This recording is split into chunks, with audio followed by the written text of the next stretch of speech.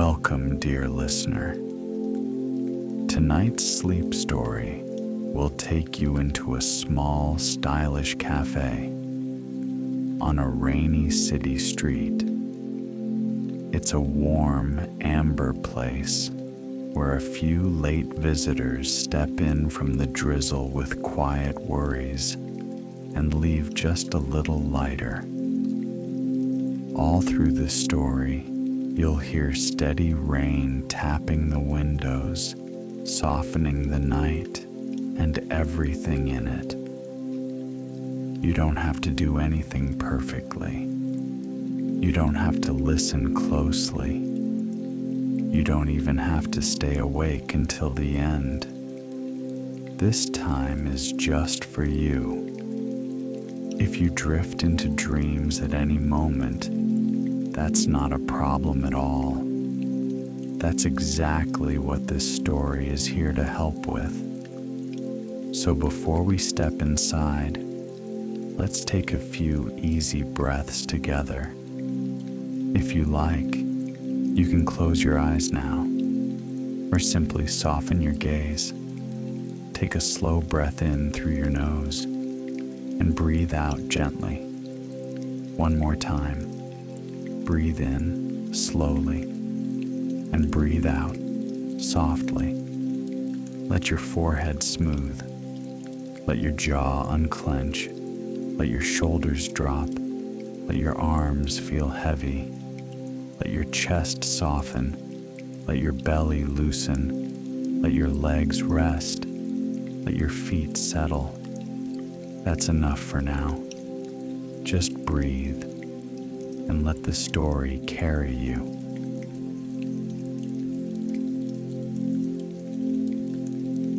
Outside, the evening air has a cool edge to it, not winter cold, just enough to make you grateful for light and warmth. Rain falls without hurry, a steady, quiet rain. It taps the cafe windows like patient fingertips. It runs along the frames. It gathers on the ledges. The street is glossy. Puddles hold long ribbons of light. Headlights stretch and blur. Tail lights soften into gentle red streaks.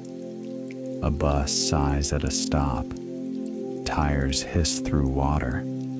A crosswalk signal clicks. Somewhere, far back, a late train murmurs.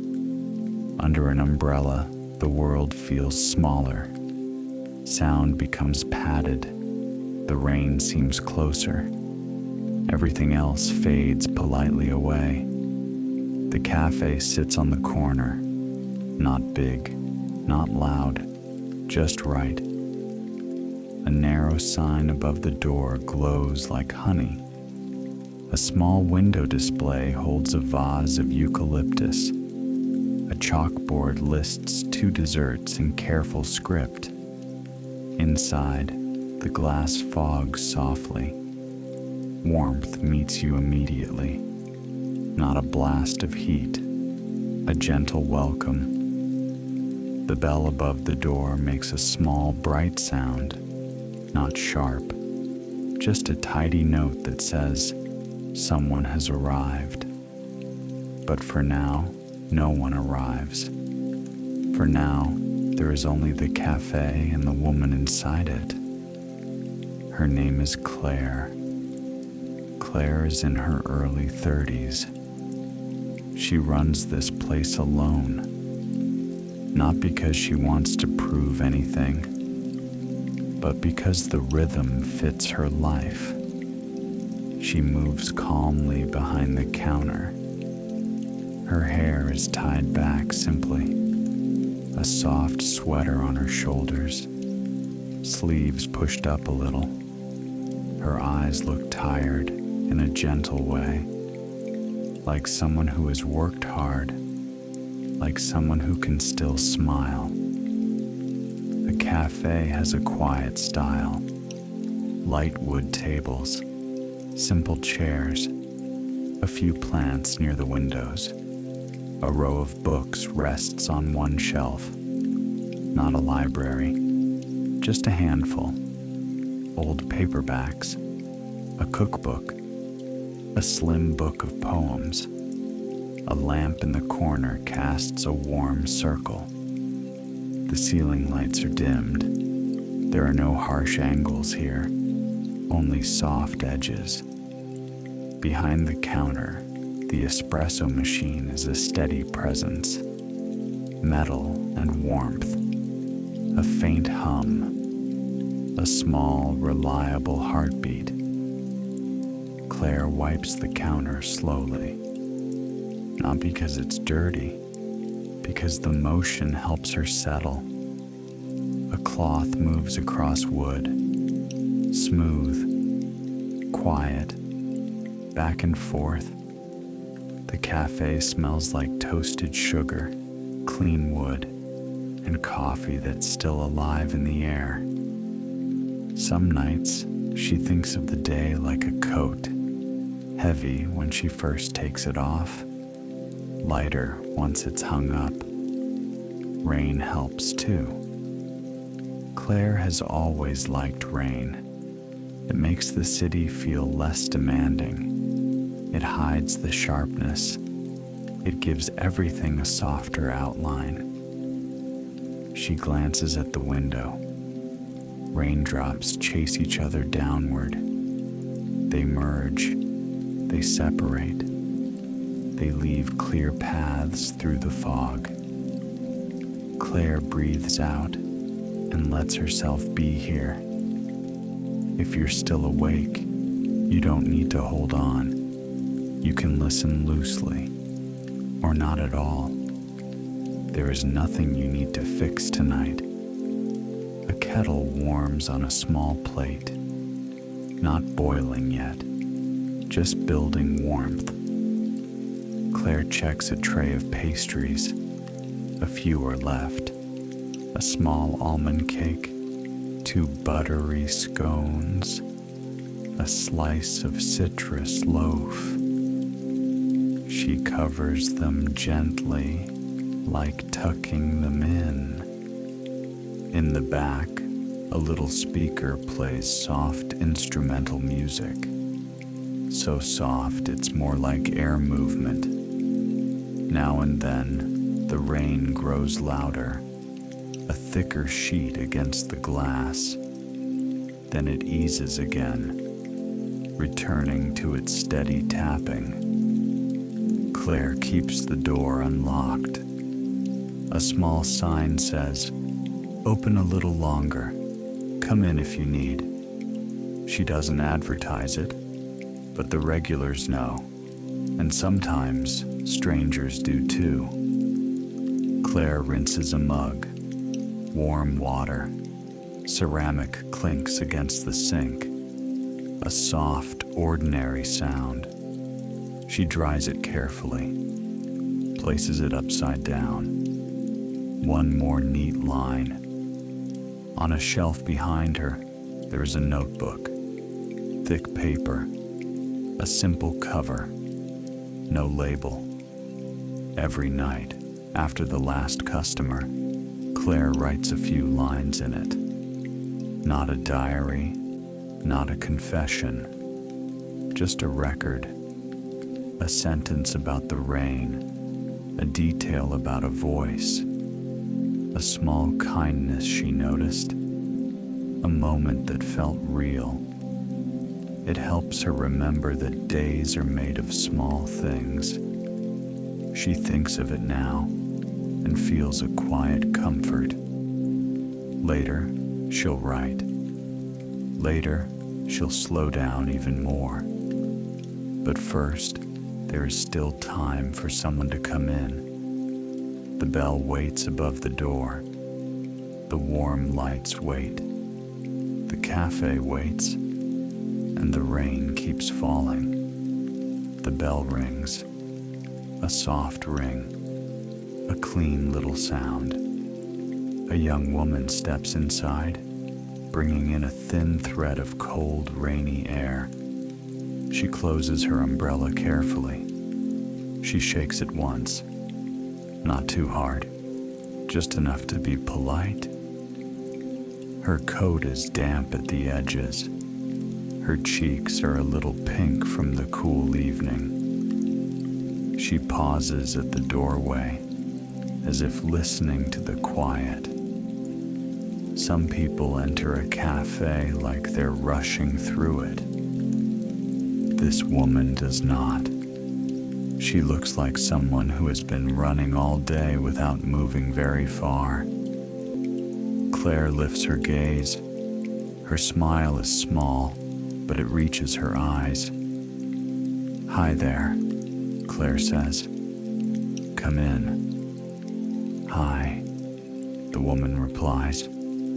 Her voice is careful, like she's trying not to spill something inside herself. She steps toward the counter.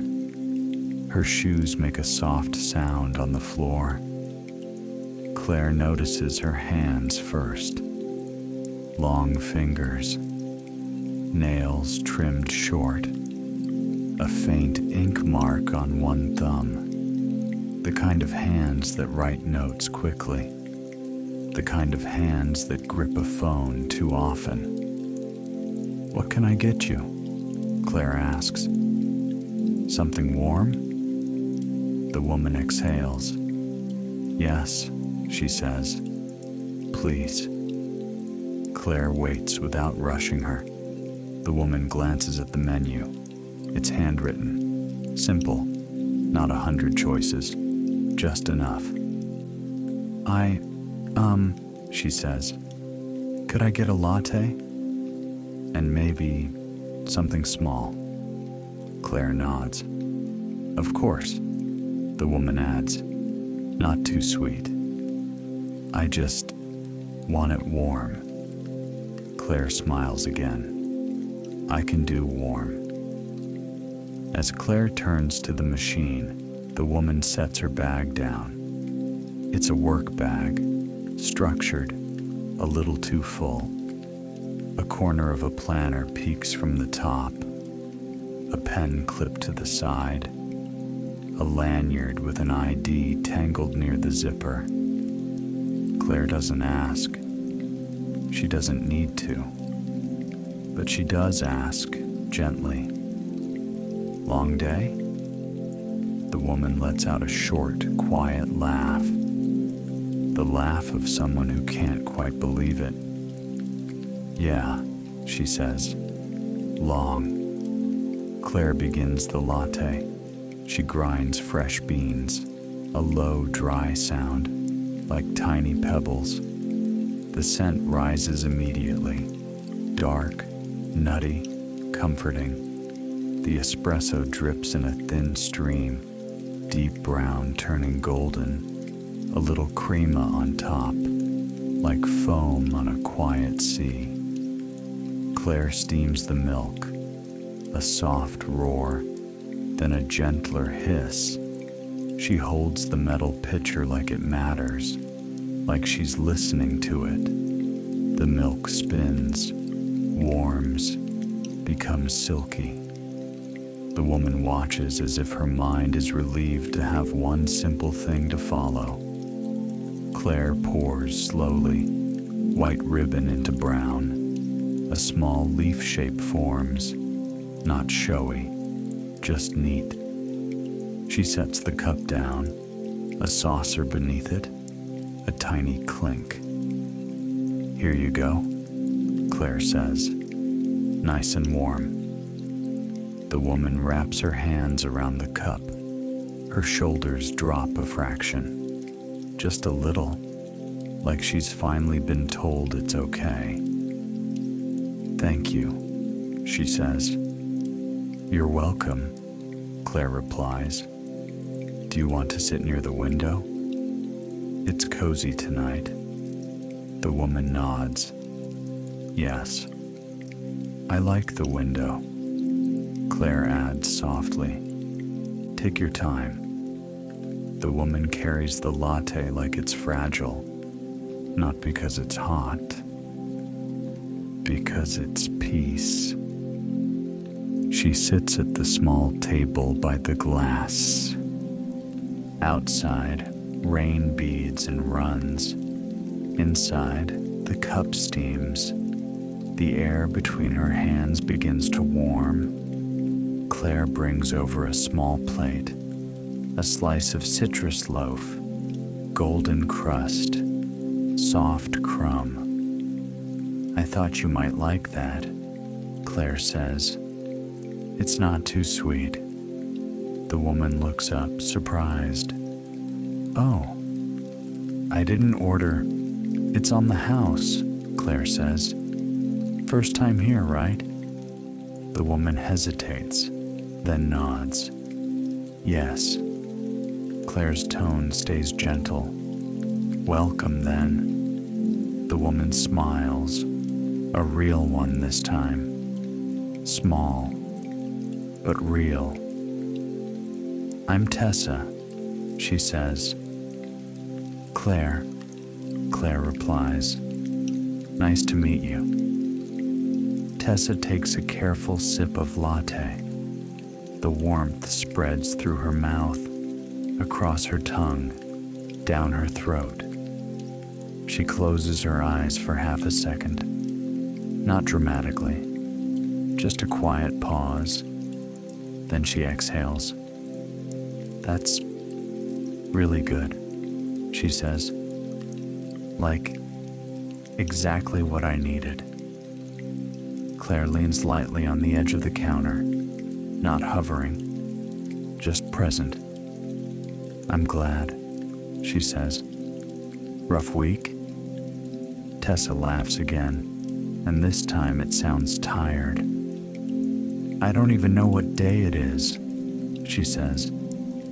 I think my calendar is just panic. Claire's eyes soften. That expression that says, I understand more than I'll say.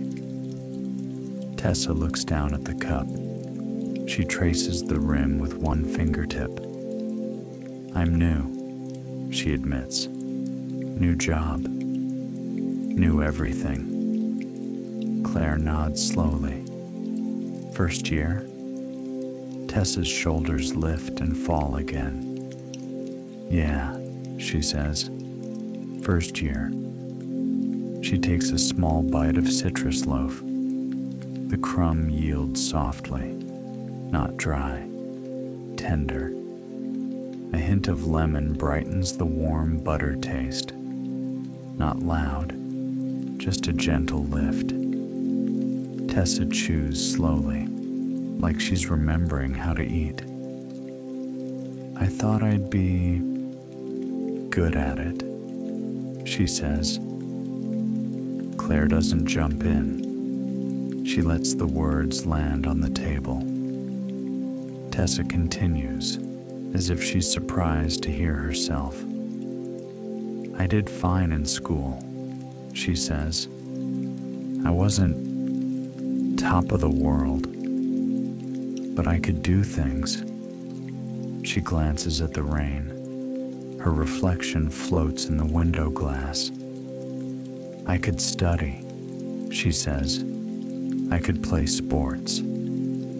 I could keep up. Then her mouth tightens slightly, a small line of self-judgment. And now, she says, I'm failing at everything. Claire's voice stays calm. Failing? She repeats. Or maybe she's asking, gently. Tessa's laugh is quieter now. I know, she says. That sounds dramatic. It can feel dramatic, Claire says, when you're inside it. Tessa swallows. Her fingers tighten around the cup. I'm in sales, she says, and it's a lot. Calls, targets, meetings, being on all the time. Claire nods, the kind of nod that doesn't interrupt. I wanted this job, Tessa says, like really wanted it. I thought I'd feel lucky. She looks down, then says, "I do feel lucky." And then, more quietly, "I also feel trapped." The rain makes a steady backdrop, no judgment, just sound. Claire wipes one small spot on the counter again, a familiar motion. "What makes it feel trapped?" Claire asks. Tessa takes a breath. "I keep messing up," she says. "Little things. Wrong timing. Wrong tone. Follow-ups I forget. Words I should have said." Her eyes flick up, embarrassed. "I'm always replaying it," she says. "On the train. In the shower. In bed." Claire's voice is soft. "That sounds exhausting." Tessa nods quickly. "Yeah. It's like my brain won't let me off the clock." She holds the cup closer. The warmth presses into her palms. "I come here," she says, "because coffee is my escape. It's the one part of my day that isn't a performance." Claire smiles a little. "I understand that," she says. Tessa looks at her, really looks. "You do?" she asks. Claire's eyes drift briefly to the espresso machine, then back. "I do," Claire says. "More than you might think."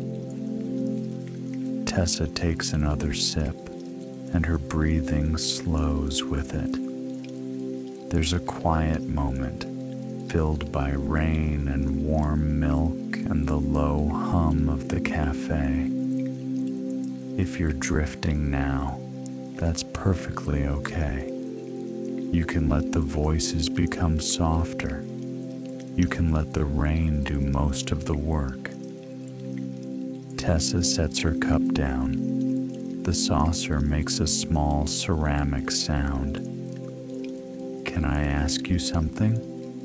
she says. "Of course," Claire replies. Tessa gestures vaguely around the cafe. "How did you do this?" she asks. "Like, open a place by yourself?"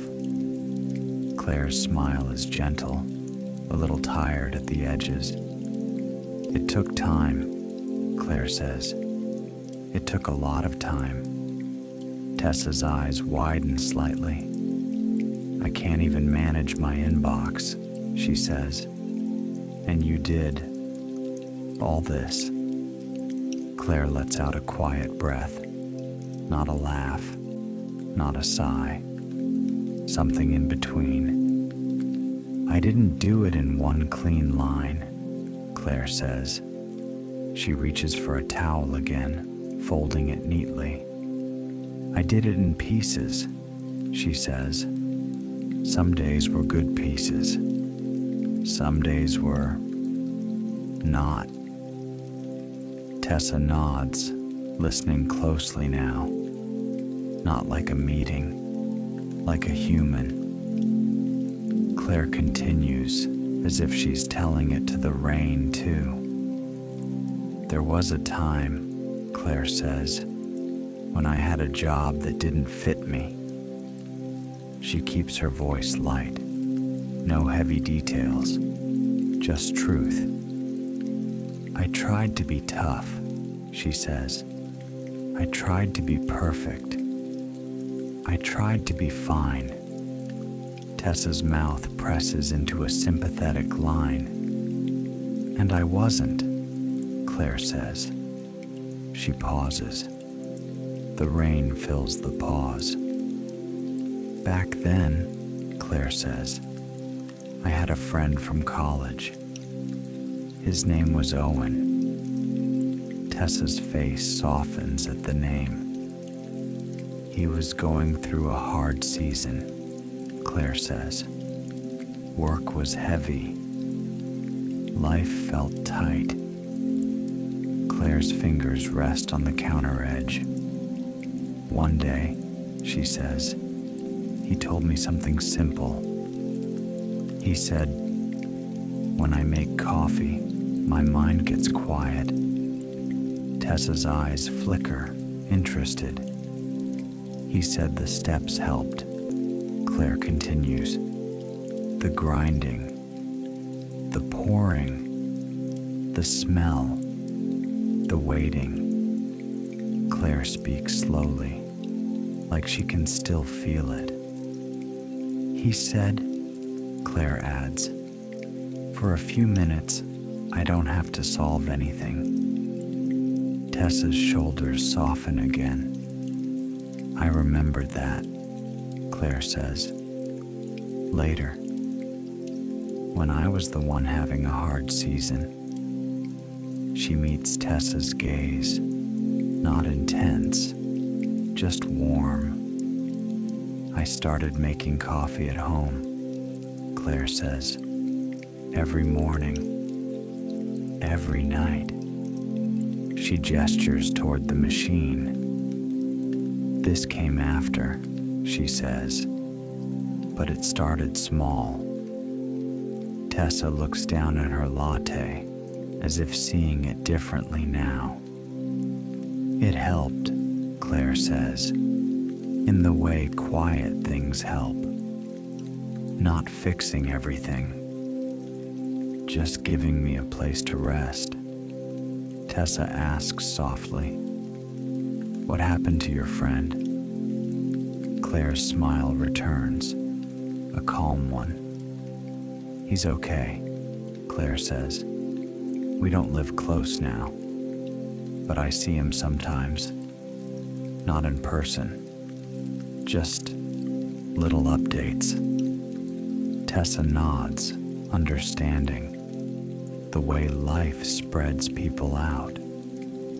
"It's strange," Claire says, "but seeing him doing well still makes my chest feel lighter." She adds, "Like the world has room for better days." Tessa is quiet. Then she says, "That's really nice." Claire's voice stays simple. "I think," she says, "I needed something to tell myself." She folds the towel once more. "On the bad days," Claire says, "I would say, I'm not losing. I'm still in the middle of winning." Tessa's eyebrows lift.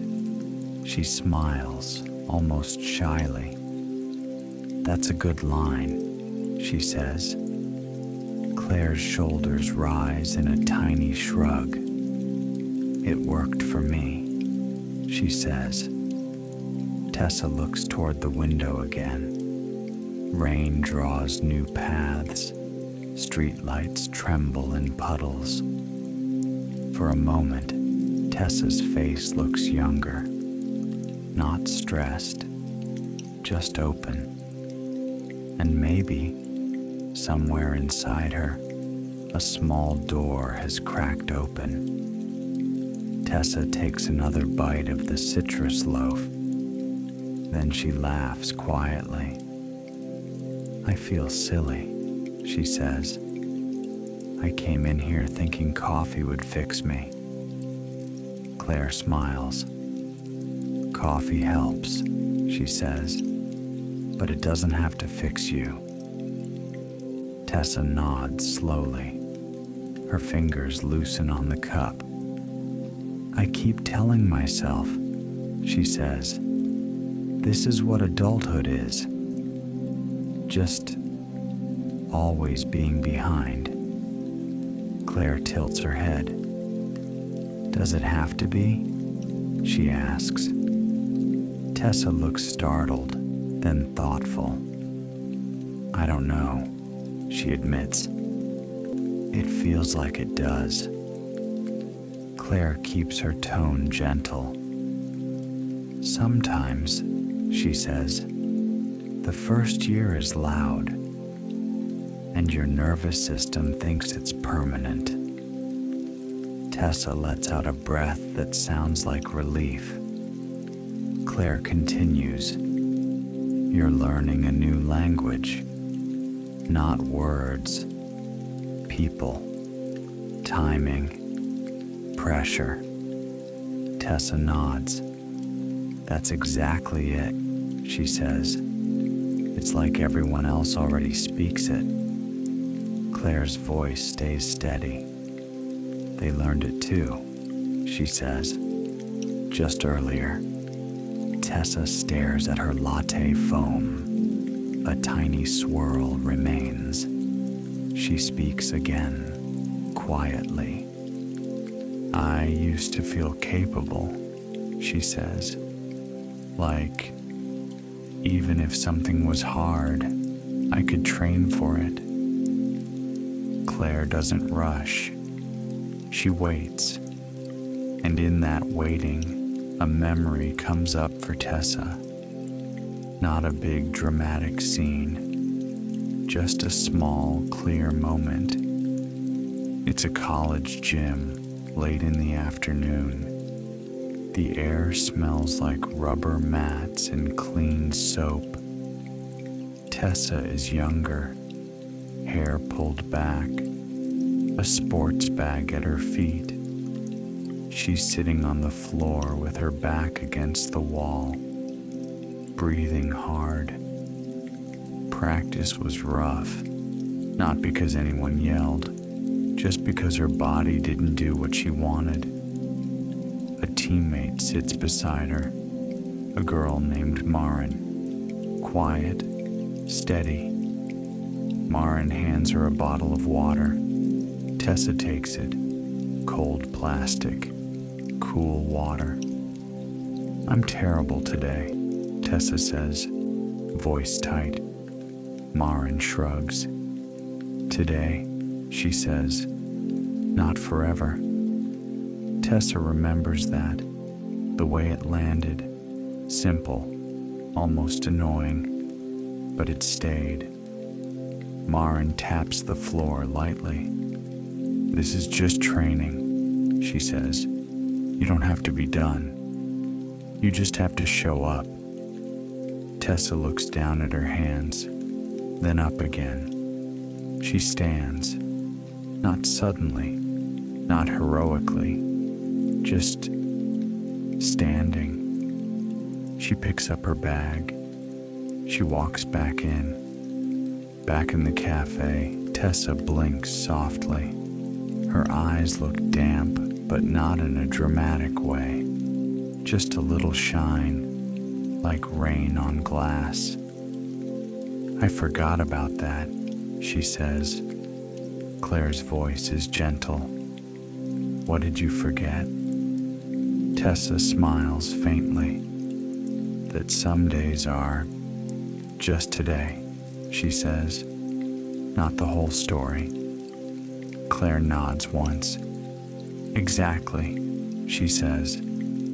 Tessa looks down. Then she laughs again, a warmer sound. I'm so hard on myself, she says, like relentlessly. Claire's eyes soften. A lot of responsible people are, she says. Tessa's lips press together. Then she says, I don't want to turn into someone who hates the job she asked for. Claire holds that carefully.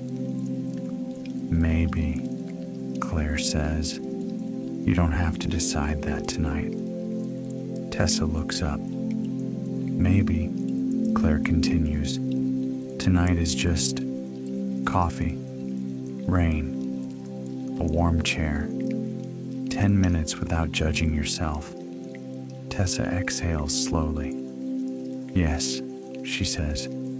That sounds nice. Claire smiles. Then let's do that, she says. Tessa finishes the last sip of her latte.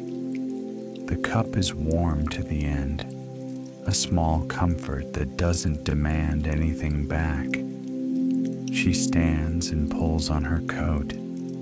Her bag looks the same, but she holds it differently, not like a burden, like something she's carrying for now. She walks to the counter. I should go, she says. I have emails. She makes a face like she hates the word. Claire's smile is kind. They'll be there, she says, even if you go slow. Tessa nods. Then she hesitates. Can I come back? She asks. Like another night? Claire's answer is immediate. Anytime, she says. Tessa smiles. Thank you, she says, for listening. Claire's voice stays soft. You're welcome, she says, and you're doing better than you think. Tessa looks down, then back up. She nods once, like she's accepting a small gift without arguing. The bell rings again as she opens the door. A thread of cool air slips in. Rain sound grows louder for a moment. Then the door closes. The cafe returns to its hush. Through the window, Tessa walks under her umbrella, a small figure in a softly lit street. Her steps are steady, not fast, not collapsing, just steady. Claire watches for a moment. Then she turns back to the warmth of the cafe. If sleep is close now, you can let it come. You don't have to follow every word. The rain will keep going, patient and gentle. Claire rinses the cup Tessa used. Warm water runs. Ceramic taps lightly. The towel dries it clean. She sets it back in its place. Outside, the rain continues its quiet work. Inside, the lights glow, soft and steady. Claire reaches for her notebook, but only touches it for now. Not yet. Later. For the moment, she stands by the window. She watches the streetlights stretch across the wet pavement. She listens to the rain tap the glass, and in the gentle pause, the bell above the door feels like it might ring again. The bell above the door rings again, a softer ring this time, as if the rain has learned the note. Claire turns from the window. Her hands rest on the edge of the counter. She doesn't rush. She just waits for the shape of the evening to reveal itself. A woman steps inside, bringing a small gust of cool air. Her umbrella is large, practical, dark fabric, spotted with rain. She folds it carefully, not neatly at first. Then she tries again, like she's used to making things work. Her hair is pulled back, not stylishly, functionally. A tote bag hangs from her shoulder. It looks heavy with everyday life. She pauses just inside the doorway. Her eyes sweep the cafe as if she's checking for an emergency. Then she exhales, and her face softens. Claire offers a smile, a gentle one, a tired one too. "Good evening," Claire says. "Come in." The woman nods. "Hi," she replies. Her voice is low, like she's trying not to wake anyone. Claire tilts her head. "First time here?" she asks. The woman steps closer. "Yes," she says, "and I feel weird."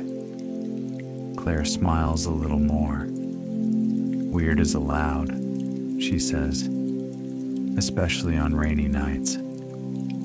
The woman's mouth tugs upward. "I'm Naomi," she says. "Sorry. I don't know how to do this." Claire's eyebrows lift softly.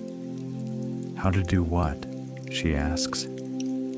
Naomi gestures vaguely at the room, at the chairs, the quiet, the simple choices. "Sit," Naomi says, "like a normal person. Without someone needing me." Claire nods slowly. "I understand," she says. Naomi looks relieved that she didn't have to explain more. Claire keeps her tone light. "What can I get you?" she asks. "Something warm? Something steady?" Naomi's shoulders drop a fraction. "Yes," she says. "Warm. And steady sounds nice." Claire turns toward the menu. "We have a house drip," she says. "A caramel latte, a simple cappuccino, and a chamomile tea if you want something softer." Naomi's eyes flick to the espresso machine, then to the pastry tray. "I'll do coffee," she says, "but not fancy. I can't make decisions right now." Claire nods. "Easy," she says. "How about a café au lait? Smooth, not too strong, not too sweet." Naomi smiles, as if grateful to be guided. "Yes," she says. "That, and maybe." She squints at the pastries. "Whatever you think works with it." Claire's smile warms. "I can do that too," she says. She begins to work. The grinder hums softly. Beans turn to fine grounds. A scent blooms through the warm air. Claire pours hot coffee into a wide mug, dark and fragrant. Then she warms milk, not frothing much, just softening it, making it gentle. She pours slowly. Steam rises, a quiet cloud that disappears quickly. She sets the mug on a saucer, a spoon beside it. "And for the pastry," Claire says, "I'd choose a scone. It's simple. It doesn't ask too much of you." Naomi laughs quietly. "That sounds perfect," she says. Claire adds a scone to a small plate. Golden crust, a few sugar crystals catching the light. She brings it over to a table near the corner lamp. "This spot is calm," Claire says. "Less window, less street, more quiet." Naomi nods quickly. "Quiet is good," she says. "Thank you."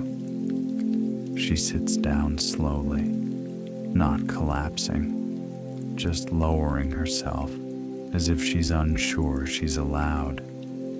Then she wraps her hands around the mug, warm ceramic, warm milk, warm coffee. Her shoulders loosen again, a second step toward rest.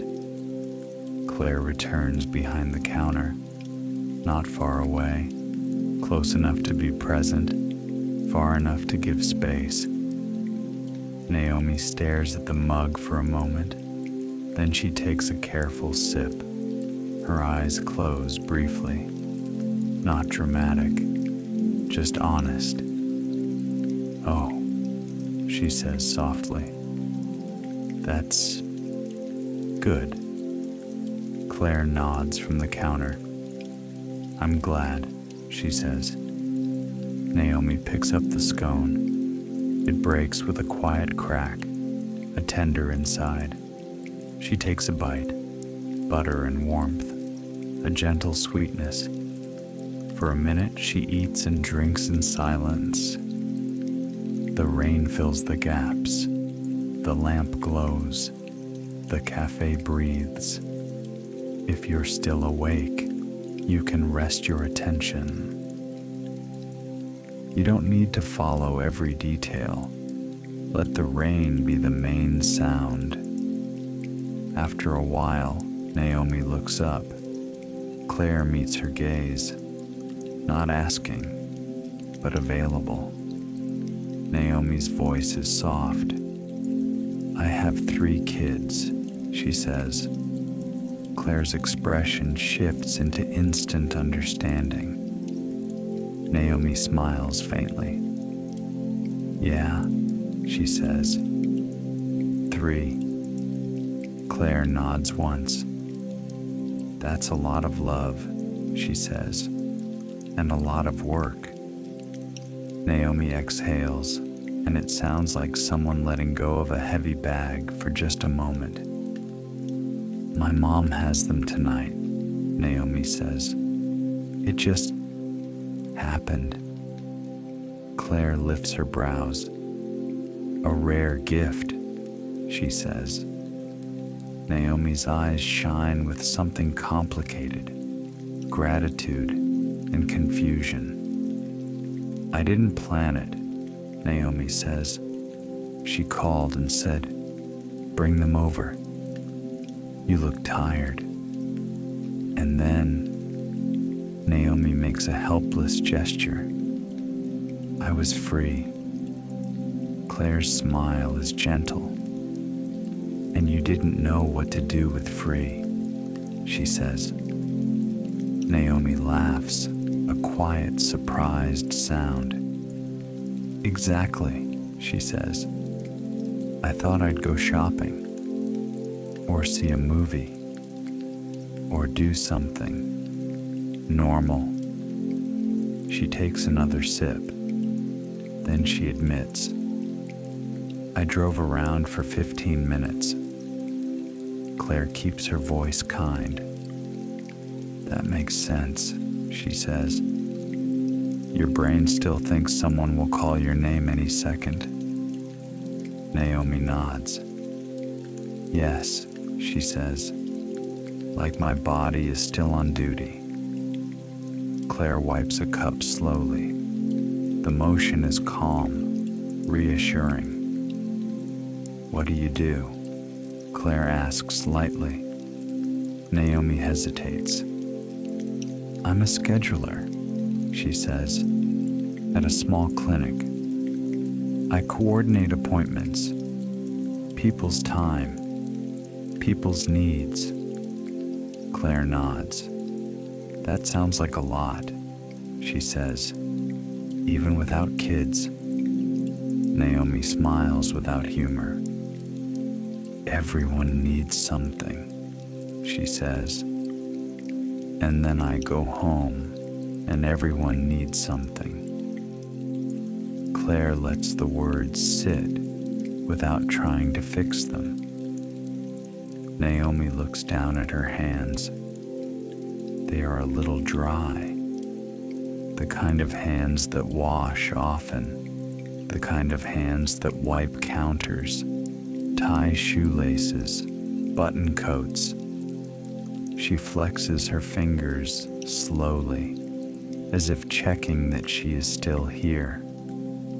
I don't actually mind it, Naomi says. Most days. I like being useful. Claire nods. That's a strength, she says. Naomi's face softens. But sometimes, she admits, I can't hear myself think. Claire's voice stays gentle. What happens when you can? She asks. Naomi glances around the cafe, at the lamp, at the books, at the empty chair across from her. Her eyes settle on the rain tracking down the window. I get ideas, Naomi says. Little ones. Not life-changing. Just helpful. Claire smiles. Like what? She asks. Naomi presses her lips together, thinking. I've been taking my kids to a dance studio, she says, on weekends. One of them loves it. Actually, all of them do. Claire's eyes brighten. That sounds sweet, she says. Naomi nods. It's chaotic, she says. Shoes, water bottles, snack wrappers, music blaring. She smiles despite herself. But then, Naomi says, I watch them learn a step, over and over, and their faces. She pauses, like they're discovering their own bodies. Claire rests her hands on the counter. That's beautiful, she says. Naomi looks down again. And I'm standing there, she says, holding everyone's stuff, checking the time, making sure nobody crashes into anyone. Her voice stays calm, but there's a small ache. I keep thinking, Naomi says, there should be a way to make that easier. Not for me, for them, for other parents. Claire nods slowly. A system, she says, a small kindness built into the routine. Naomi's eyes lift. Yes, she says, exactly. She takes another bite of the scone. Crumb falls softly onto the plate. Naomi brushes it away with a practiced motion. Then she stops herself. She lets the crumbs be. Claire notices and says nothing. Naomi leans back in the chair. The cushion takes her weight. The lamplight softens her face. I think, Naomi says, I forget that I can make things easier. I just endure. Claire's voice is quiet. Enduring is a skill, she says, but it's not the only one. Naomi's eyes flicker, like the thought is new and old at the same time. She swallows. Then she says, I used to be creative. Claire tilts her head. In what way? She asks. Naomi smiles faintly. I used to draw, she says. Little sketches. Nothing fancy. But it felt like breathing. Claire nods, encouraging. Naomi's gaze drifts past Claire toward the back wall, and a memory comes up quietly. It's a living room lit by afternoon sun. Not bright sun, soft sun. Naomi is younger, not a teenager, just earlier. before the 3 small lives shaped her day. A child sits on the floor in front of her. One child then, small legs folded, hair sticking up. The child holds a crayon in a fist. Naomi holds a paper between them. "Look," Naomi says gently, "we can draw the rain." Outside, the sky is gray. Rain dots the window. Naomi draws a few lines. Not perfect, just simple. The child watches, serious. Then the child draws too. Wobbly lines, heavy pressure. Naomi laughs softly, not teasing, proud. They draw puddles, they draw boots, they draw a lamp glowing in the window. Later, the child falls asleep on the couch. Naomi sits nearby and keeps drawing. Not because anyone asked, because her hand knows what to do. Back in the cafe, Naomi blinks. Her mouth softens into a smile that's almost tender. "I forgot," she whispers, "that I liked that." Claire's voice is gentle. "You didn't lose it," she says. "You just set it down for a while." Naomi exhales. Then she looks embarrassed. "Sorry," she says. "I'm talking too much."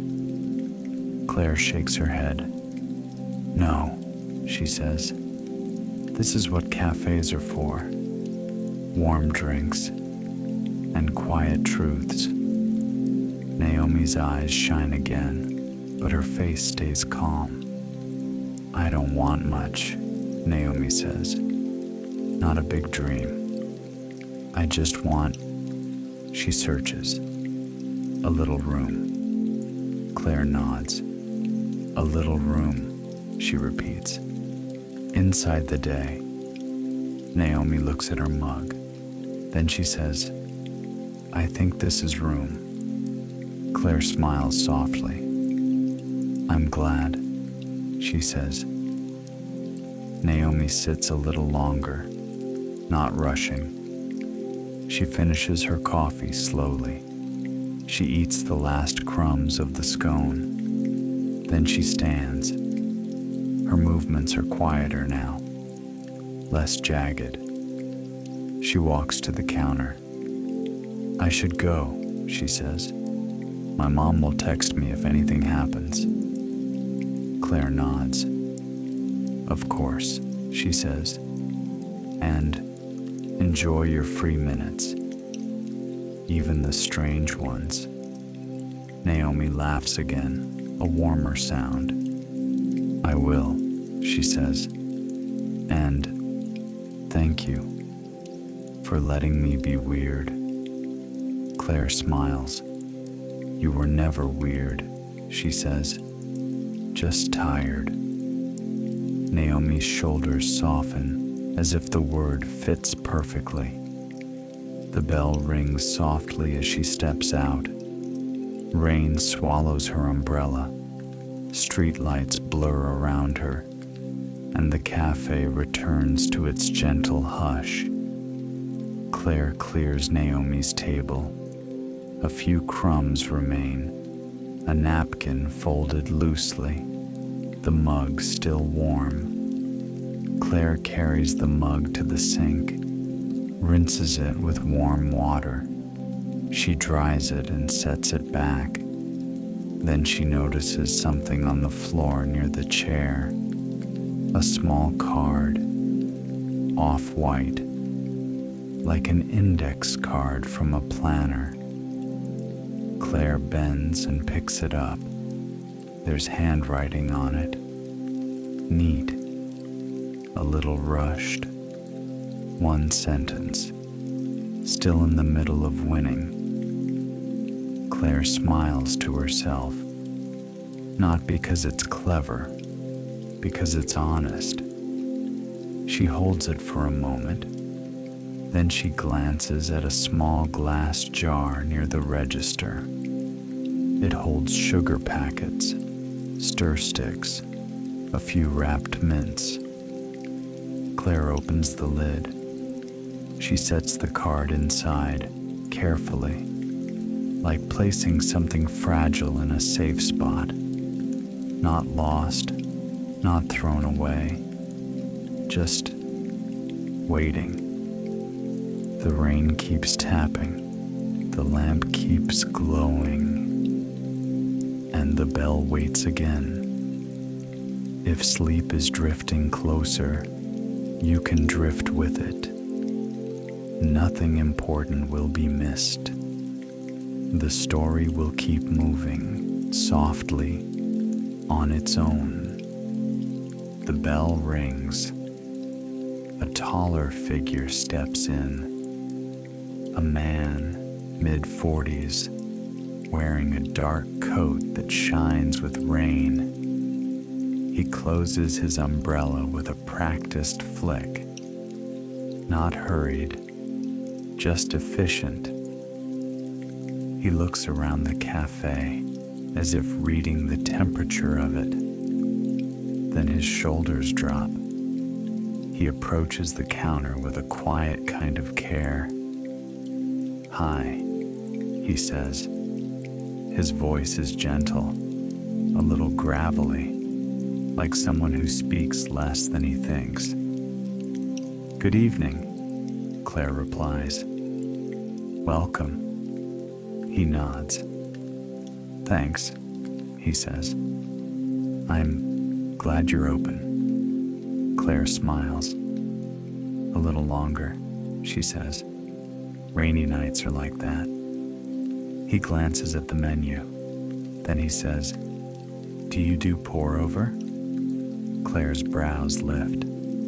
"I do," she says. "Single origin or house blend." "Single origin," he says. And then, after a beat, "Please." Claire nods. "Any preference?" she asks. "Something bright? Something chocolatey?" He pauses, thinking. "Chocolatey," he says. "Soft. Low drama." Claire smiles. "Perfect," she says.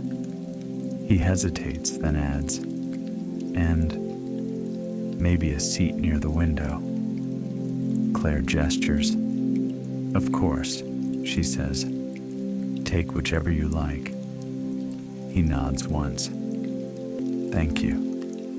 He carries a slim bag with a strap across his chest. Not a laptop bag, something lighter. He sits near the window where Tessa sat earlier. Rain beads the glass. The street outside is a watercolor of light. He sets his bag down carefully. Then he pulls out a sketchbook. Thick paper, edges worn slightly, a pencil tucked inside. Claire begins the pour-over. She places a filter. She adds grounds. She pours a small circle of water. The bloom rises slowly, a soft dome of foam, a deep, warm scent. Then she pours again in steady spirals. Water meets coffee. Coffee meets patience. A quiet drip begins, slow and rhythmic, a small, steady sound beneath the rain. She brings the mug over when it's ready. "Here you go," Claire says, soft and chocolatey. He looks up. His eyes are kind and tired in a different way. "Thanks," he says. "That smells right." Claire smiles. "I'm glad," she says. He wraps his hands around the mug. Warm ceramic, steam rising. He exhales slowly. Claire asks gently, "Would you like something to eat?" He glances at the pastry tray, then shakes his head. "Not tonight," he says. "Just coffee. And maybe a little quiet." Claire nods. "Quiet is included," she says. "No extra charge." He smiles barely. "Good," he says. Claire returns to the counter. She gives him space. The man opens his sketchbook. He stares at the blank page. His pencil hovers, then stops. He takes a sip of coffee. His eyes close briefly. His shoulders loosen a little. He takes another sip, and then another. Finally, he draws one simple line, a curve, a shape. Then he stops again, as if the line cost too much. Claire watches from behind the counter, not staring, just noticing. After a while, she refills the water pitcher near his table. As she approaches, he looks up.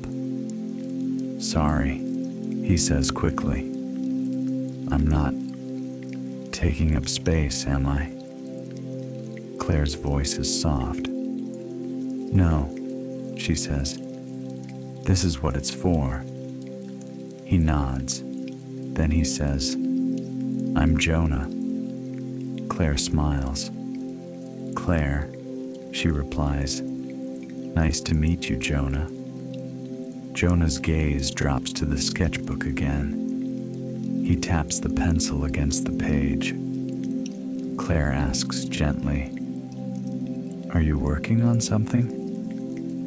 "Or trying to?" Jonah lets out a small breath. "Yes," he says. "Trying." Claire nods. "That can be the hardest part," she says. Jonah's mouth twitches, like he wants to laugh but doesn't have the energy. "I'm a designer," he says. "Freelance. Mostly branding. Logos. Packaging." Claire nods slowly. "That sounds creative," she says. "It is," Jonah says. "And lately," he trails off. Claire waits patiently. Jonah rubs his thumb along the mug handle. "Lately it feels," he says, "like my brain is full of cotton." Claire's expression softens. "That sounds frustrating," she says. Jonah nods. "I sit down to draw," he says, "and everything in me says." He gestures at the blank page. "Nothing matters." Claire's voice stays quiet. "That's heavy," she says, "even if it's not loud." Jonah looks relieved she didn't dismiss it. "I know it's not," he says. "Like tragedy. It's just..." He shakes his head slightly. "It's my life. And it's slipping into beige." Claire smiles gently.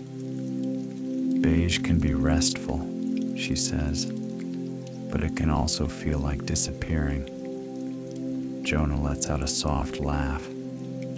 "Yes," he says. "That." He looks at the rain. "Everyone says," Jonah adds, "just take a break. Go on a trip. Get inspired." Claire nods. "And I try," Jonah says. "I walk. I go to museums. I read. I drink coffee." He lifts the mug slightly. "But then I come home," he says, and I can't start. Claire's voice is gentle. Maybe you don't need inspiration, she says. Maybe you need permission. Jonah looks up. Permission? He repeats. Claire nods slowly. To begin badly, she says. To draw an ugly line. To make something only you will see. Jonah stares at her, as if the idea is both obvious and brand new. He glances down at his sketchbook. I used to do that, he says quietly. When I was younger. Claire smiles softly. Maybe it's still there, she says. Just buried under being good at your job. Jonah's mouth presses into a thin line. Not anger, recognition. He lifts the pencil again, but his hand pauses. He looks embarrassed. Sorry, he says. It's like my body won't move. Claire shakes her head. No need to apologize, she says. Sometimes the body needs safety first. Jonah nods. He takes another sip.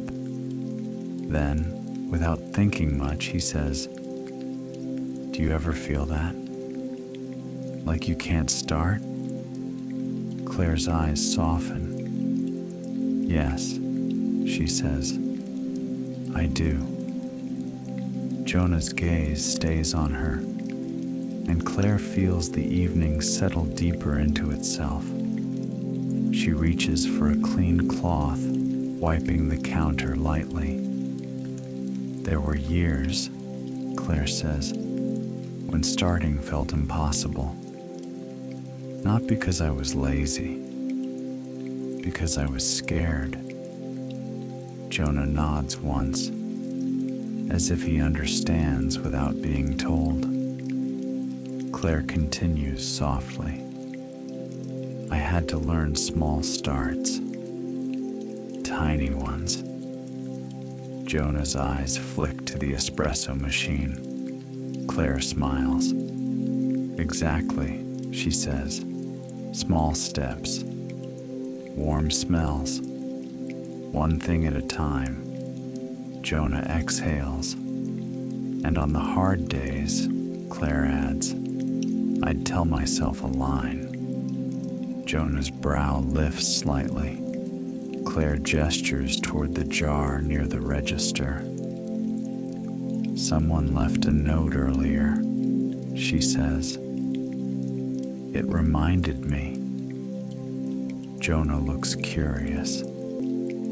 Claire walks over and lifts the jar lid. She pulls out the small card carefully. She holds it out. Jonah takes it like it might break. He reads the line, still in the middle of winning. Jonah stares at it for a long moment. Then his mouth softens. That's, he says. That's good. Claire nods. It is, she says. Jonah holds the card between his fingers. His hands are steady, but something inside him seems to loosen. He looks down at his sketchbook again. Then he does something small. He writes the line in the corner of the page, not in neat letters, just enough to see it. Then he draws another line, a second one, then a third. They are not perfect. They don't need to be. They form a shape like a window reflection, like streetlight on wet pavement. Jonah's breathing slows. Claire steps back quietly, leaving him to it. A minute passes, then another. Jonah draws the suggestion of a cafe table, a mug, a raindrop trail.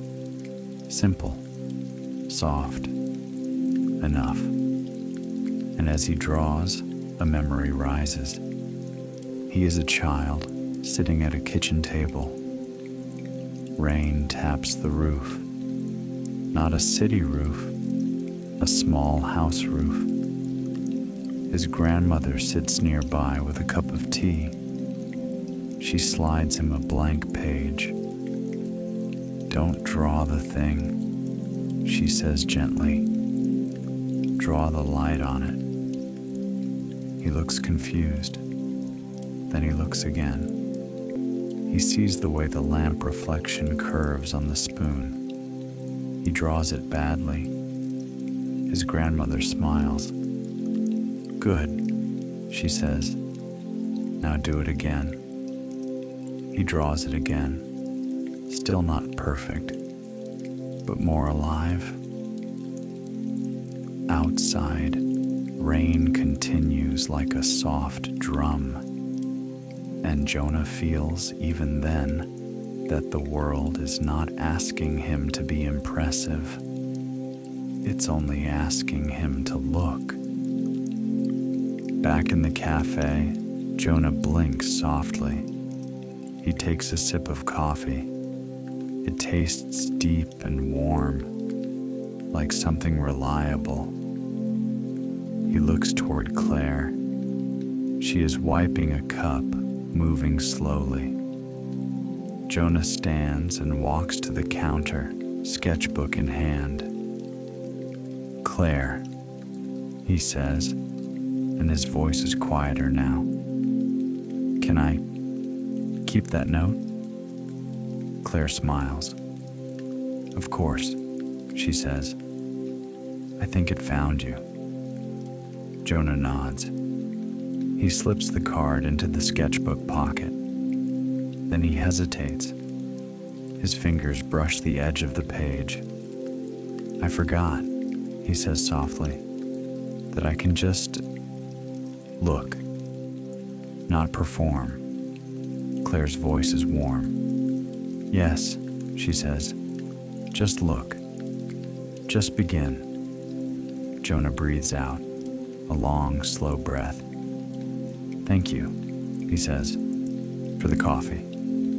And the quiet." Claire nods. "You're welcome," she says. "Come back anytime." Jonah smiles, not big, but real. He pays and gathers his things. He opens the door. The bell rings softly. Rain greets him, and Jonah steps out into the wet light, holding his sketchbook a little closer to his chest. The cafe grows quiet again. The rain stays steady. The lamp still glows. Claire resets Jonah's table. She wipes the surface, straightens the chair. She returns the jar to its place, now empty. The note is gone, but the feeling remains, like warmth held in the room. Claire looks out at the street. The puddles shimmer. The city moves slowly under the rain. Claire takes a breath.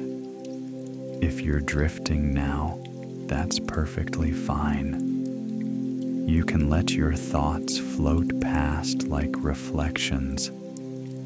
The story will keep going, softly, without effort. The bell rings again. This time, the person who enters moves with a certain quiet care. A man in his early 60s, tall but a little rounded at the shoulders. He wears a simple raincoat, a cap pulled low. He folds his umbrella slowly, precisely, as if he's done it 1,000 times. He pauses at the doorway and looks around the cafe with a calm expression, not searching for something, just noticing. He steps forward and the bell settles back into silence. Claire smiles. "Good evening," she says. The man nods. "Evening," he replies. His voice is gentle, smooth, quietly steady. "Are you still serving?" he asks. Claire nods. "For a little while," she says. He smiles faintly. "Good," he says. "I was hoping." Claire gestures toward the menu. "What would you like?" she asks. He doesn't even look at the board. "Black coffee," he says. "Please. And if you have something simple, plain cake or toast." Claire smiles. "I have citrus loaf," she says. "Not too sweet. And it's warm." He nods once. "That sounds right," he says. Claire pours a fresh cup, dark and fragrant. She warms a slice of citrus loaf slightly, not hot, just softened. She sets it on a plate, a fork beside it. She carries everything to a table near the back, beneath a small framed print of rainy rooftops. "This spot is calm," Claire says, a little away from the door. The man nods. "I like calm," he says. He sits down carefully, as if honoring his knees. Claire sets the coffee down, a soft clink. "There you go," she says. "Thank you," he replies, and then he adds, "I'm Arthur." Claire smiles. "Claire," she says. "Nice to meet you, Arthur." Arthur nods. "Nice to meet you," he says, and his tone makes it sound like he truly means it. Claire steps back to the counter. Arthur takes a sip of black coffee. He doesn't close his eyes. He simply breathes. He takes a bite of the citrus loaf. He chews slowly, like he has time. Outside, the rain continues. Inside, Arthur's presence adds a deeper stillness to the room. Claire wipes the counter, then glances toward Arthur. He's looking at the framed print above his table. Rainy rooftops, soft gray sky, a single warm window. Arthur smiles faintly at it. Claire walks over with the water pitcher. "Do you like that print?" she asks gently. Arthur looks at her. "Yes," he says. "It feels honest." Claire tilts her head. "Honest?" she repeats. Arthur nods. "It doesn't try to be grand," he says. "It just shows a night. A quiet one." Claire smiles softly. "I like that," she says. Arthur takes another sip of coffee. Then, without hurry, he says, "I work nights." Claire nods. "A lot of people do," she says. "Rainy cafes need them." Arthur smiles. "That's a nice way to put it," he says. Claire's voice stays light. "What do you do?" she asks. Arthur rests his hands on the table. "Security," he says, "at the art museum 2 blocks over." Claire's eyes brighten. "The museum stays open late sometimes," she says. Arthur nods. Even when it's closed, he says, there's always someone inside. Paintings don't move, he adds, but the building still needs watching. Claire smiles. That sounds peaceful, she says. Arthur's expression softens. It can be, he says, and sometimes he pauses, thinking. Claire waits. Arthur continues. Sometimes I feel like I've become too peaceful, he says. Claire's brows lift slightly, not judgment, curiosity. Arthur takes a small bite of cake. He swallows slowly. I've been offered a day position, he says. Supervising. More pay. More meetings. More noise. Claire nods. That's a big shift, she says. Arthur smiles faintly. It is, he says, and it shouldn't be hard. I should just say yes. It's sensible. Claire keeps her voice gentle. But, she asks. Arthur looks out at the rain-streaked window. But I like my nights, he says softly. I like the quiet. I like walking through empty galleries. I like hearing the rain on the skylight. Claire nods slowly. That sounds like you, she says. Arthur's eyes flick to her. A small gratitude there. I'm afraid, Arthur admits, that if I change, I'll lose the part of me that can hear things. Claire's voice is soft. What kinds of things? She asks. Arthur gestures vaguely, as if embarrassed. Small things, he says. A drip. A creak. A person's footsteps. My own thoughts. Claire smiles gently. Small things matter, she says, especially when you're tired. Arthur nods once. He takes a sip of black coffee. Black and grounding. Claire leans lightly against the counter edge, near enough to speak, far enough to let him breathe. Arthur looks down at his hands. They are steady, a little weathered. He speaks again, quietly. When I was a boy, he says, my father had a greenhouse. Not fancy, just glass and wood. Claire's eyes soften. When it rained, Arthur says, we'd stand inside, just listening. He pauses, and the rain fills the pause like it's waiting. My father would say, Arthur continues, listen to the roof. Every rain has a different voice.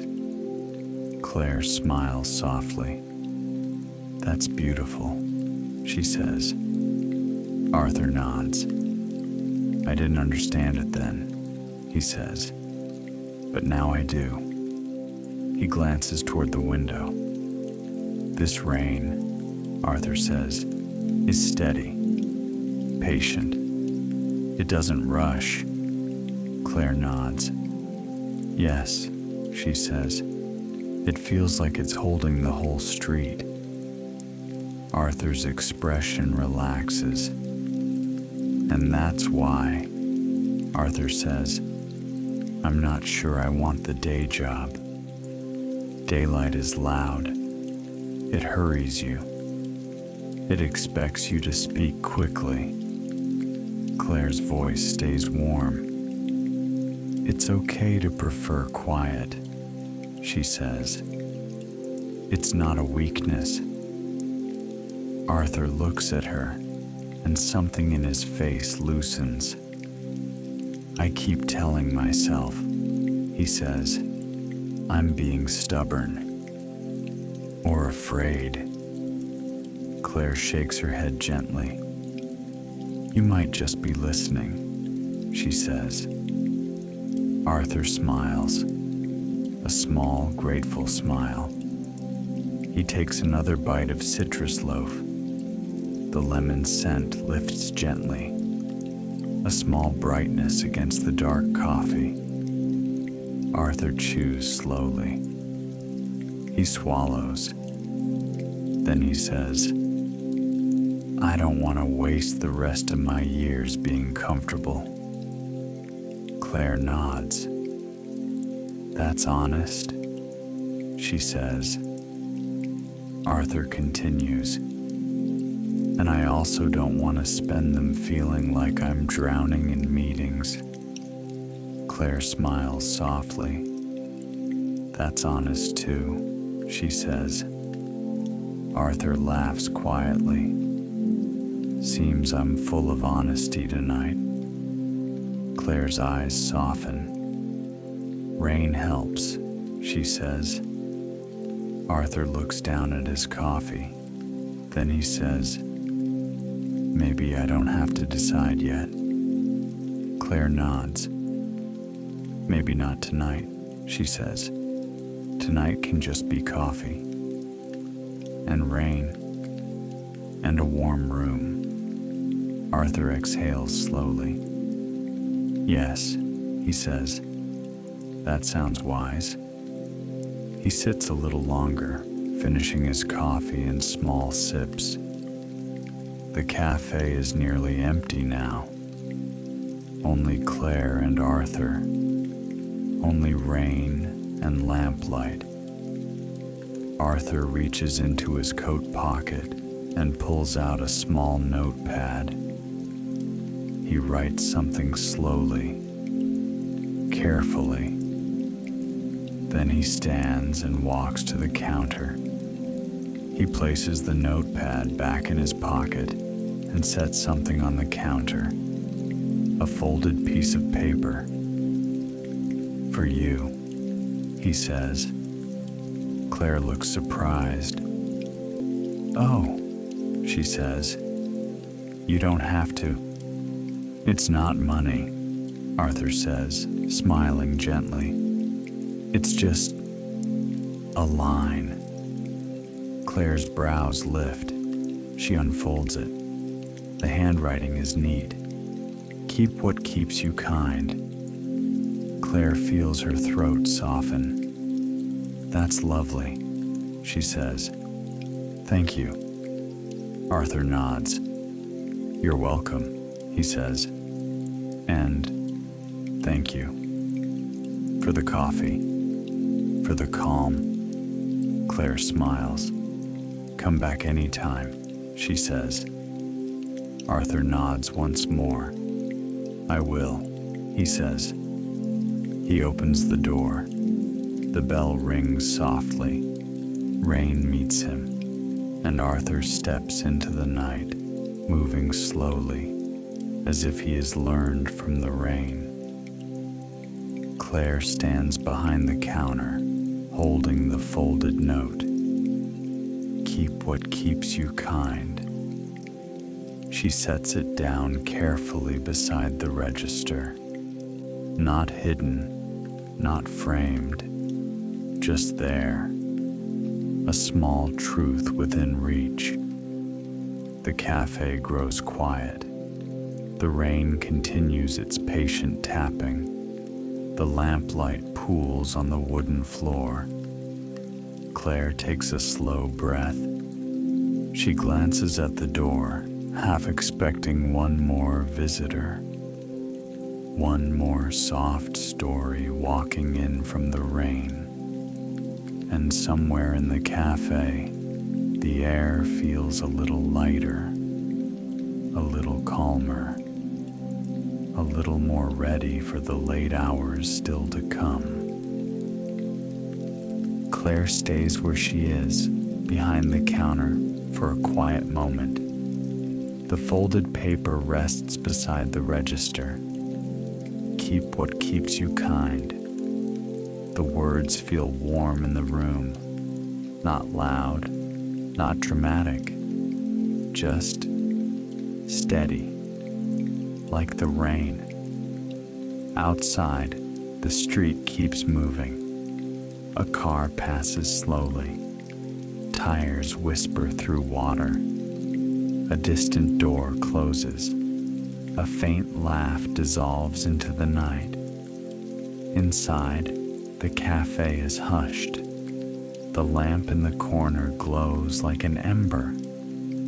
Claire looks at the clock, not with urgency, with gentleness. It's late enough to begin the slow closing, but she doesn't rush it. She never does. Rainy nights deserve a softer ending. If you're still awake, you can let your body sink a little more. You don't need to do anything. You can simply listen or drift whenever sleep comes close. Claire turns the sign on the door from open to closed.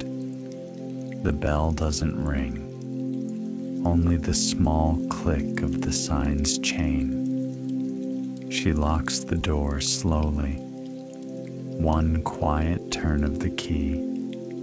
Then she lets her shoulders drop just a little, like she's telling herself, the world can wait now.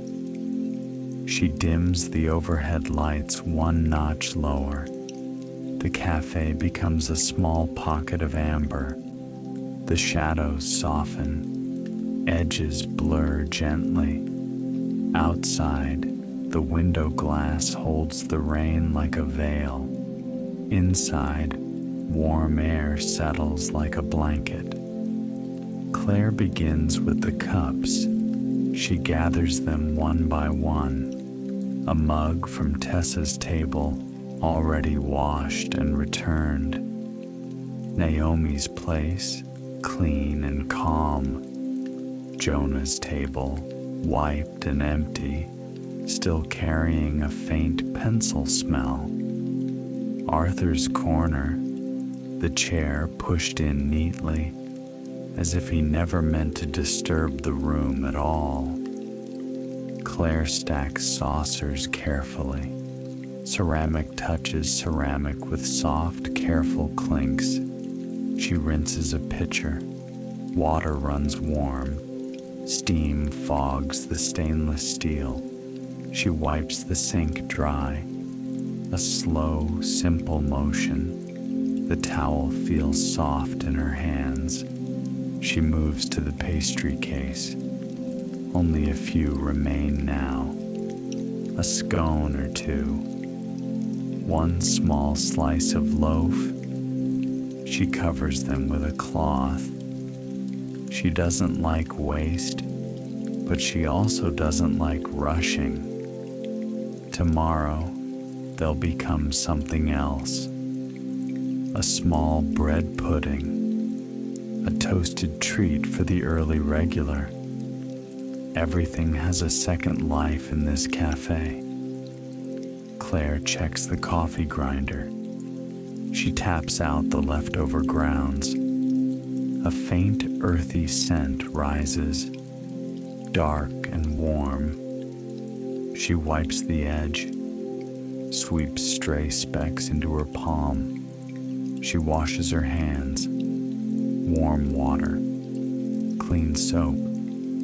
The sound of water mixes with the rain. Two kinds of steady. The espresso machine is still warm. Claire wipes the steam wand. She purges it gently. A brief hiss, then quiet again. She turns the machine off. The hum fades slowly, like a creature settling down to sleep. The cafe becomes even more silent. Rain grows clearer. tap, tap, tap on the window. A distant hiss as a car moves through a deeper puddle. A soft sigh of wind along the frame. Claire listens. She always listens on rainy nights. It's not a habit she built on purpose. It just happened. The rain taught her. She brings a broom from the back. She sweeps the floor slowly. Not because it's dirty, because the sound is comforting. A soft brush of bristles, a gentle scrape. Dust gathers into a neat line. She collects it carefully. Then she mops, just lightly, where shoes tracked water. The mop is damp and warm. She watches the floor turn darker, then slowly dry under the amber lights. The scent of clean water mixes with coffee. It's the smell of a day ending. Claire adjusts the chairs. One chair is angled slightly. She straightens it. A table's edge is off by an inch. She nudges it back. Small alignments. Small kindnesses for her future self. She likes the cafe to greet her tomorrow with calm. When the main work is done, she moves more slowly. This is her favorite part. The part where nothing is demanded. Only small choices. Only gentle motions. Only the steady rain keeping time. She pours herself a small cup of coffee. Not a big one, not a strong one, just enough warmth to sit with. She doesn't add sugar, sometimes milk. Tonight, just a little milk. She stirs once. The spoon taps the mug, a tiny ring. She takes a sip. Warmth spreads across her tongue. The bitterness is soft, rounded by milk. It tastes like the cafe. It tastes like her life now. Claire carries her cup to the corner table beneath the lamp. This table is hers after closing. She sits down. The chair creaks softly, like it recognizes her. She sets the mug down. Steam rises in a thin curl and disappears. Claire lets her hands rest on the table. She breathes. One slow breath in, one slow breath out. The day begins to loosen. If your thoughts feel busy, you don't need to chase them. You can let them pass like reflections on wet pavement. Nothing needs solving tonight. You can simply rest. Claire reaches for her notebook. Thick paper. A familiar weight. She opens it carefully. The pages are filled with small moments. Not every day. Not every detail. Just enough to remember what mattered. She flips back a few pages without thinking. A line about spring rain. A line about a woman who smiled at her own courage. A line about a man who drank tea slowly and said, "I forgot I can be gentle." Claire smiles faintly. Then she turns back to a fresh page. She uncaps her pen. The click is soft, but satisfying. Claire writes the date. Then she pauses. She listens to the rain again. Tap, tap, tap on glass. A steady curtain. Not a storm, not a drizzle, a quiet commitment. She starts to write. Steady rain. She writes it plainly. Then she writes, Tessa. She writes the name as if placing it carefully into the book. Young, brave, too hard on herself. Claire pauses, and the cafe breathes. She writes, she remembered training. She didn't have to decide tonight. She left warmer than she arrived. Claire underlines that last part just once, not for emphasis, for gratitude. Then she writes, Naomi. 3 kids. Free minutes felt strange. She let the crumbs be. Claire smiles at that one. She writes, she remembered drawing rain. She asked for room. She found a little. Claire stops again, pen hovering. The lamp hums softly. Rain taps. Claire takes a sip of coffee. She writes, Jonah, designer, forgot he can begin badly. She adds, he kept the note. Claire pauses. Her eyes move to the folded paper beside the register. Keep what keeps you kind. Arthur's words. Claire writes, Arthur, museum nights, listening to roofs, offered a line. Claire hesitates, then adds, 2 notes. 1 jar was empty. 1 heart was lighter. Claire smiles at her own sentence. It's imperfect, but it's true. She closes the notebook for a moment. Not done, just resting. She looks out the window. Rain blurs the world. The streetlights stretch in long gold lines. The city looks tired in a peaceful way, as if it's ready to sleep too. Claire's mind drifts to an older time, not a dramatic memory, just a quiet corner of her past. She thinks of Owen, her college friend, not lost, not gone, just far away now, living his own life. She remembers him standing in a small apartment kitchen, tired eyes, hands steady. She remembers him saying, when I make coffee, my mind gets quiet. Back then, Claire didn't understand how important that was. She just nodded. She just listened.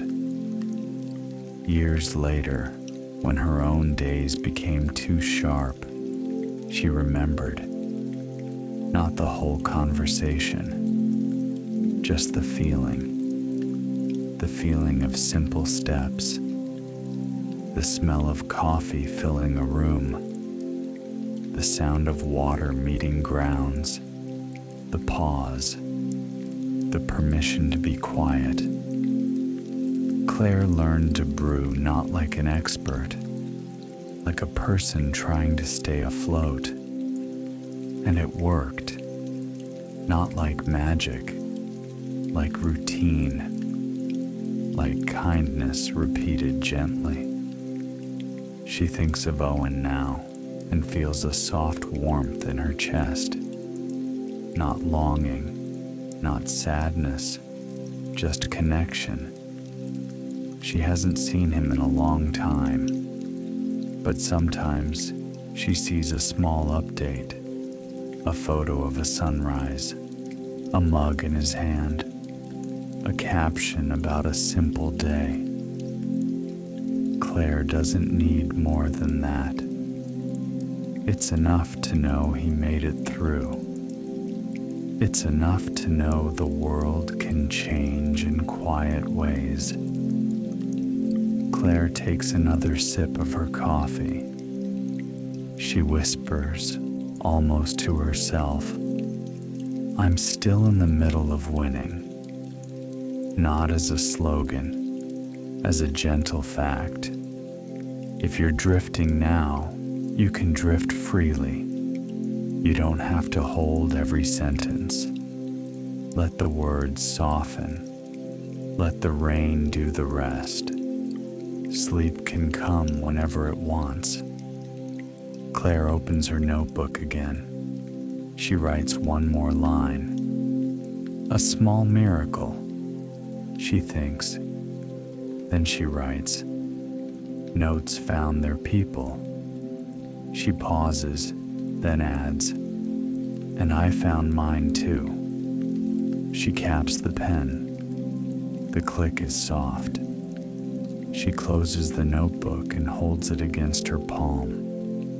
Warm paper. Warm day. She stands slowly. The chair creaks again. Claire carries the notebook to a shelf behind the counter and slides it into place. A tidy row of quiet records. Now she does the last small tasks. She checks the back door. Locked. She checks the windows. Latched. She turns off the music. The cafe becomes pure rain and quiet. She rinses her mug. Warm water. Ceramic clink. She places it on the rack and lets it dry. She folds the towel neatly and hangs it. She turns off the last overhead light. Only the corner lamp remains. The cafe looks like a small island in a dark sea. Claire pulls on her coat. A soft, worn coat that knows her shape. She wraps a scarf around her neck. Not tight, just warm. She picks up her umbrella from behind the counter. Then she pauses beside the register and takes Arthur's note. Keep what keeps you kind. She folds it once more, smaller now. She slips it into her notebook in the pocket at the back. Not to keep forever, just to remember how it felt. She turns off the lamp. The cafe goes dim. Only streetlight glow comes through the window. Rain draws shadows down the glass. Claire locks the front door. The key turns slowly. One final click. She stands for a moment, hand still on the lock. Then she steps outside. The air is cool. Not winter, just the edge of it. Rain touches her cheeks like gentle fingertips. She opens her umbrella. The fabric spreads with a soft whoosh. Sound changes instantly. Rain becomes closer. The city becomes muffled. Claire begins to walk. Her shoes make small wet sounds on the sidewalk. The streetlights reflect in puddles, gold and white and a little red. Cars pass slowly. Their tires hiss. A bus breathes at the curb. Somewhere, a delivery person rolls a cart over a metal grate. It rattles softly, then fades away. Claire keeps walking. She doesn't hurry. She never hurries on rainy nights. She passes a closed florist. Buckets inside hold dark leaves and pale blooms. She passes a bookstore window with a sign that says, "See you tomorrow." She passes the museum, quiet and dark, and thinks of Arthur walking through galleries with steady steps. She hopes he keeps his nights if they keep him kind, or that he finds a day job that doesn't steal his listening. Either way, she hopes he rests. Claire reaches her building, a small place, a narrow lobby, warm light inside. She shakes her umbrella once outside, then closes it. She climbs the stairs slowly, one step, then another. Her keys are cool in her hand. She opens her door. Warm air meets her face, not cafe warm, home warm, still, quiet. Inside, her apartment is simple: a small sofa, a low table, a shelf with books, a plant near the window that leans toward light. She turns on a lamp, soft light. She takes off her coat. She hangs it carefully. She slips off her shoes. Her feet sigh into the floor. Claire walks to the kitchen. She fills a glass with water. The tap runs. Clear sound. She takes a sip, cool and clean. Then she sets the glass down and stands still for a moment. She listens. Even here, she can hear the rain. Not loud, just present. A steady tapping against the window. Claire smiles faintly. Rain followed her home. She changes into something soft. A long shirt, warm socks. Nothing fancy, just comfort. She washes her face. Warm water, a clean towel. She brushes her teeth slowly. Small mint taste, a quiet ritual. Then she moves to her bedroom. The room is dim. The bed is made with simple sheets, a blanket folded at the end. Claire pulls it back. She sits on the edge for a moment, hands in her lap. She breathes. The day is done. The rain is still working. Claire reaches to the nightstand and opens her notebook again. Not to write more, just to read one line. She flips to tonight. She reads, "Notes found their people." She closes the book gently. She sets it down. Then she lies back. Her head meets the pillow. The pillow is cool at first, then warms slowly. She pulls the blanket up. A soft weight, a safe weight. She turns on her side. She listens to the rain, and in her mind, she speaks softly, not to anyone else, just to the night. Still in the middle of winning, she whispers. Then she lets it go. And now, dear listener, you can let things go too. You don't have to carry today any longer. You don't have to replay every word you said. You don't have to perfect what happened. Tonight is not for fixing. Tonight is for resting. Maybe your mind has been loud today. Maybe you've been needed. Maybe you've been trying so hard to be good. Good at work. Good at caring.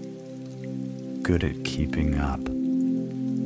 And maybe you're tired in the quiet way.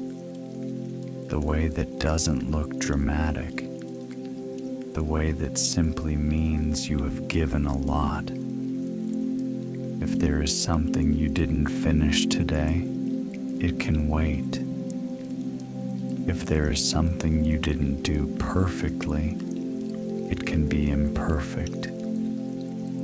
If there is something you wish you could redo, you can set it down for now, just for tonight. Sometimes, being alive in the world is a kind of learning, not a test, not a performance, just learning.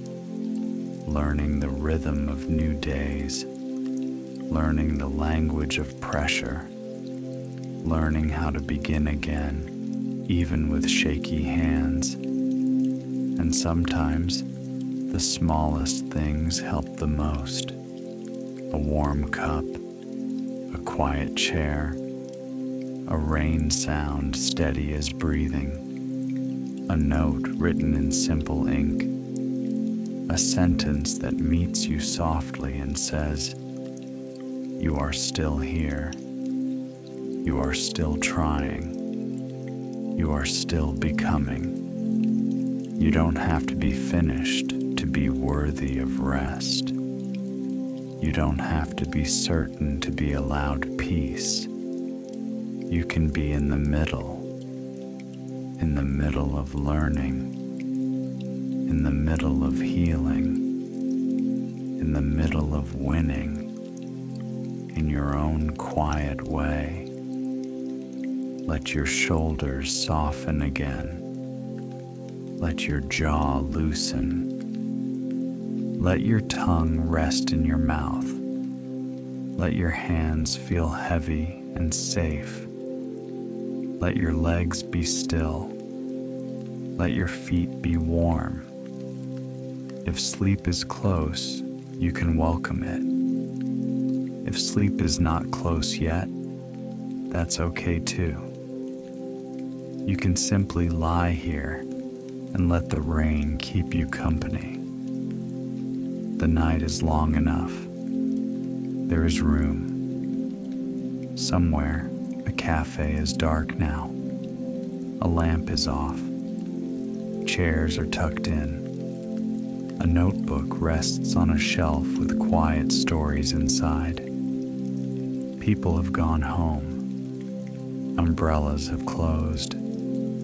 Footsteps have faded into wet streets. And still, the rain continues. Steady, patient, kind in its own way. Let the rain be your blanket. Let the darkness be gentle. Let tomorrow stay far away for a little while longer. Breathe in slowly and breathe out. That's all. Good night.